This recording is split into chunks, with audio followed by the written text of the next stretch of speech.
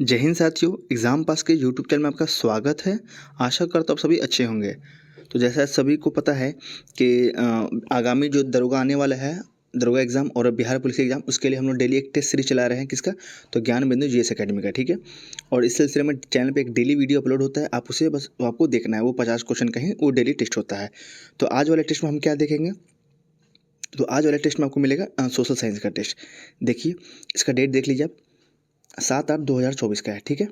यानी कि सबसे लेटेस्ट टेस्ट है। अब आने वाली वीडियो में आपको 8 तारीख का मिलेगा। तो इसी तरह आप चैनल पे बने रहिएगा, आपको डेली एक टेस्ट मिलेगा, आपको बस डेली टेस्ट लगाना है, ठीक है। क्योंकि एग्ज़ाम में आपको पता है दिसंबर में शायद एग्ज़ाम होना है, ठीक है। और हर साल ये दिसंबर में ही एग्ज़ाम होता है। तो उससे पहले आप डेली अगर 50 टेस्ट लगाते हैं तो सोच लीजिए आपका कितना अच्छा हो जाएगा। यानी आप कितने हज़ार टेस्ट को आप डेली मतलब कि करेंगे। डेली आप 50 क्वेश्चन करें तो कितने हज़ार टेस्ट आपके पास हो जाएंगे, ठीक है। उसी में आप देख लीजिए। तो चलिए शुरू करते हैं। आज हमारा है हिस्ट्री, पॉलिटी और आपका ज्योग्राफी। यहाँ पे तीनों मिले हुए हैं, यानी कि आज है सोशल साइंस का। तो चलिए पहला क्वेश्चन देख लेते हैं। और अगर आपको उसका पीडीएफ चाहिए होगा तो आप मुझे कमेंट बॉक्स में लिखेंगे, और टेलीग्राम का लिंक नीचे दिया गया है, उसमें आपको टेलीग्राम पे इसका पीडीएफ मिल जाएगा, ठीक है। तो चलिए देखते हैं पहला क्वेश्चन। निम्नलिखित में से पूर्व दिशा की ओर प्रभावित होने वाली नदी कौन सी है? तो आपको बताना है कि कौन से पूर्व की ओर बहती है। तो पहला का आंसर हो जाएगा ए, यानी कि वैतरणी। दूसरा है किस अनुच्छेद में भारत सरकार के कार्यों का वर्णन मिलता है? तो आंसर हो जाएगा बी, यानी कि अनुच्छेद 77 में। आगे, विश्व का प्रथम मेलानिस्टिक टाइगर सफारी किस राज्य में शुरू हुआ है? तो थ्री का आंसर हो जाएगा आपका थ्री का आंसर हो जाएगा सी, यानी कि उड़ीसा में। फोर्थ है 16 सितंबर को कौन सा दिवस मनाया जाता है? 16 सितंबर को।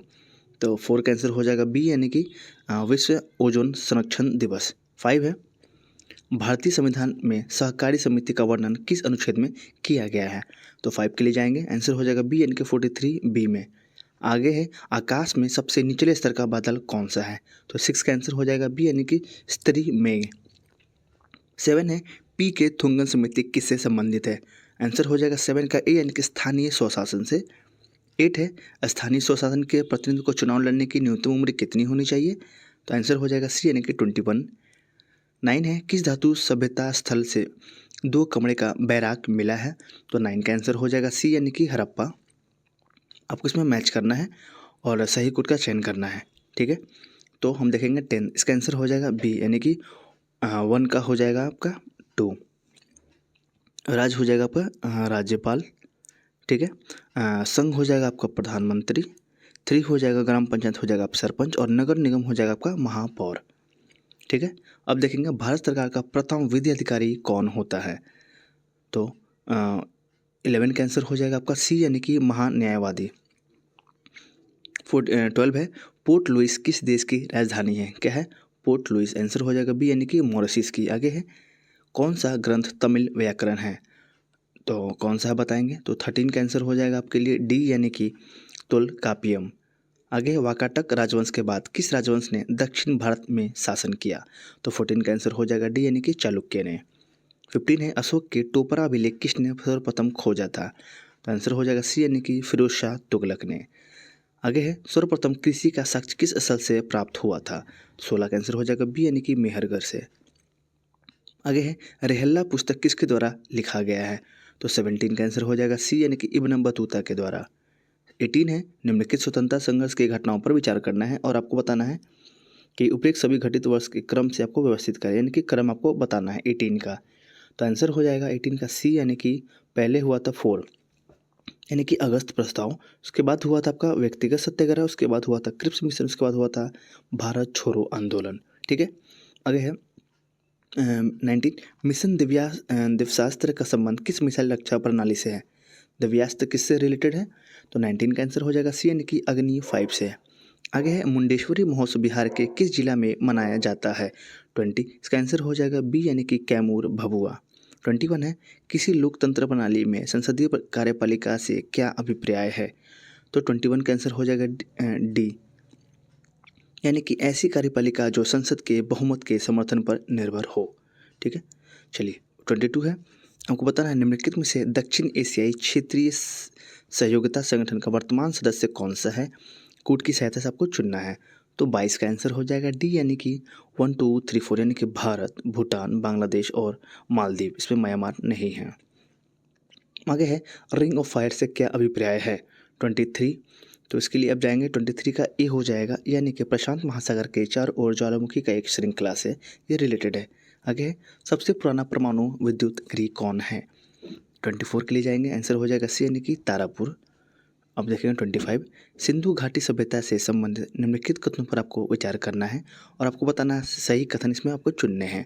25 से रिलेटेड है, आंसर हो जाएगा सी यानी कि 3 और 4, यानी कि सभ्यता में नगरीय जीवन प्रारंभ हुआ था। ठीक है, नगर दो भागों में विभाजित थे, पहली ऊंचा यानी कि ऊंचा था, एक नीचा था। ठीक है, आगे देखते हैं 26 पुरातात्विक द्वारा नया किलाबंद हड़प्पा स्थल की खोज कहाँ की गई है 26 का आंसर हो जाएगा ए यानी कि मरोधारों में। ठीक है, आगे चंबल नदी द्वारा जो बेहद घाटी बनाई गई है उस घाटी को क्या कहा जाता है तो 27 का आंसर हो जाएगा सी यानी कि तंग घाटी। आगे है लेटेराइट मिट्टी अत्यधिक वर्षा के बाद निर्मित होती है, जिसका कारण क्या है तो आंसर हो जाएगा बी यानी कि निच्छालन। आगे है 29 कपास की खेती के लिए प्रयुक्त मिट्टी के संबंध में निम्नलिखित कथनों पर आपको विचार करना है तो 29 का आंसर हो जाएगा ए यानी कि एक सही है, यानी कि यह काफ़ी समय तक नमी बनाए रखती है। आगे है 30 निम्नलिखित में से बागानी फल के अंतर्गत कौन सा फसल सम्मिलित है तो 30 आंसर हो जाएगा 1 to 4 यानी कि चाय, कॉफ़ी और आपका है रबर। आगे है जलोढ़ मिट्टी से संबंधित निम्नलिखित कथनों पर आपको विचार करना है और आपको बताना है सत्य कथन का चयन करना है तो आंसर हो जाएगा सी यानी कि भारत के कुल भूभाग का लगभग 40% हिस्से पर जलोढ़ मिट्टी का विस्तार है, ये आपका सही है। जलोढ़ मिट्टी का निर्माण नदियों द्वारा बहाकर लाए गए निक्षेप के द्वारा होता है। ठीक है, आगे धन निष्कासन का सिद्धांत किसके द्वारा दिया गया था तो आंसर हो जाएगा 32 का ए यानी कि दादा भाई नौरोजी के द्वारा। ठीक है, अब हम देखेंगे 33 पर्वत चोटी कीटू की ऊंचाई कितनी है तो 33 का आंसर हो जाएगा सी यानी कि 8611 मीटर, यानी कि 8611 मीटर। आगे है सेंट्रल हिंदू कॉलेज 1898 में बनारस में किसके द्वारा स्थापित किया गया था तो 34 के लिए जाएंगे, आंसर हो जाएगा ए यानी कि एनी बेसेंट के द्वारा। आगे है हिंदी को राजभाषा बनाने के लिए 2 संविधान सभा में लंबा वाद विवाद हुआ, इसके बाद हिंदी को राजभाषा स्वीकारा गया, इससे संबंधित निम्नलिखित कथनों पर कौन सा कथन सत्य है तो 35 का आंसर हो जाएगा ए यानी कि एक सही है, यानी कि मुंशी अयंगर फार्मूला ने हिंदी भाषा को राजभाषा और लिपि देवनागरी की सिफारिश की। आगे है 36 लोकतंत्र में सत्ता की साझेदारी क्यों आवश्यक है, आपको बताना है कथन 1 और 2 के बारे में। ठीक है, तो 36 का आंसर हो जाएगा सी, यानी कि कथन 1 और 2 दोनों सत्य है। देख लेते हैं, इसमें समाज के सभी वर्गों के लिए लोगों का हिस्सा सरकार में होती है एवं लोकतंत्र मजबूत होता है। समाज में शांति और भाईचारा बनाए रखने के लिए उसमें सामाजिक संघर्ष नहीं होता है। 37 है रॉलेट एक्ट कब पारित किया गया था तो 37 का आंसर हो जाएगा 1919 में।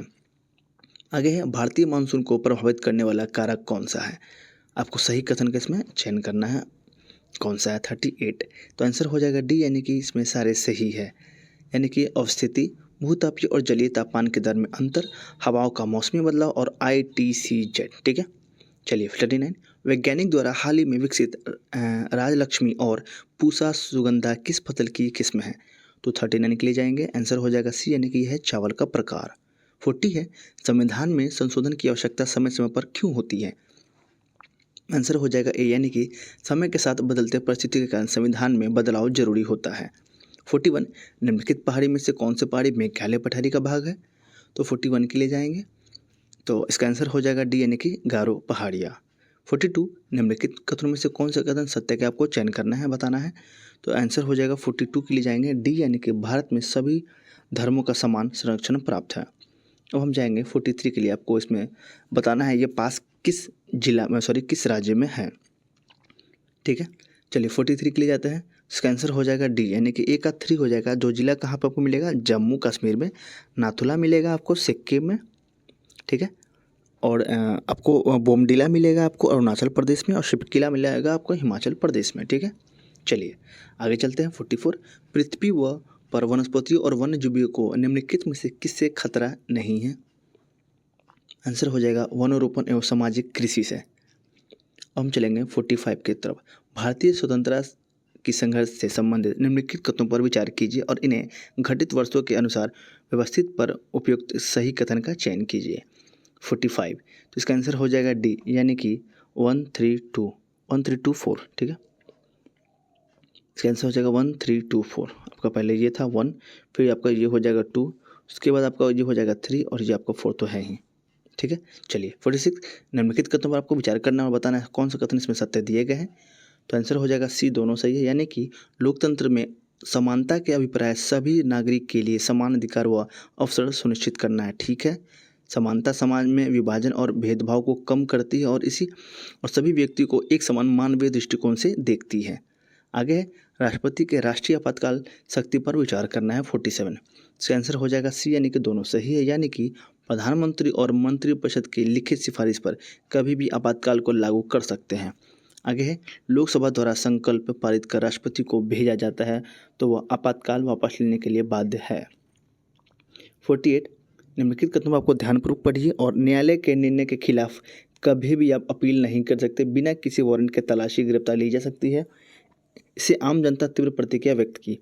उपयुक्त में से कथन किससे संबंधित है? तो 48 का आंसर हो जाएगा बी, यानी कि रॉलेट एक्ट बिना दलील बिना कानून की आपको गिरफ्तारी से है, ठीक है। चलिए 49, जेम्स एंड्रूज आराम से भारत के किस गवर्नर जनरल का वास्तविक नाम था? 49 आंसर हो जाएगा लॉर्ड डलहौजी का। आगे है 50, वायु संरक्षण एवं प्रदूषण नियंत्रण अधिनियम किस वर्ष बना था? आंसर हो जाएगा 1974 में, ठीक है। चलिए तो इस तरीके से हम लोगों ने टोटल 50 क्वेश्चन देख लिए और ये सबसे लेटेस्ट टेस्ट था आपका, ठीक है। यहाँ देखेंगे ये आपका सबसे लेटेस्ट टेस्ट है 7/8/2024 का, ठीक है। तो आने वाली वीडियो में जो है मैं आपको जो अगला डेट आएगा 8/8/24 का मैं वो कराऊंगा। तो चैनल पर आप जुड़े रहिएगा और डेली आपको एक टेस्ट मिलेगा। एग्जाम तक आपको डेली एक टेस्ट मिलते रहेगा, तब बस आप चैनल से जुड़े रहिए। जो लोग भी चैनल पर नए आ रहे हैं ना, इस चैनल को सब्सक्राइब कर लेंगे और जो भी आपको वीडियो अच्छा लगे उस वीडियो को लाइक भी करेंगे, ठीक है।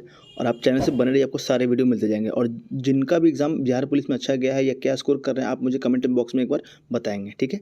तब तक के लिए रिविजन करते रहिए। धन्यवाद।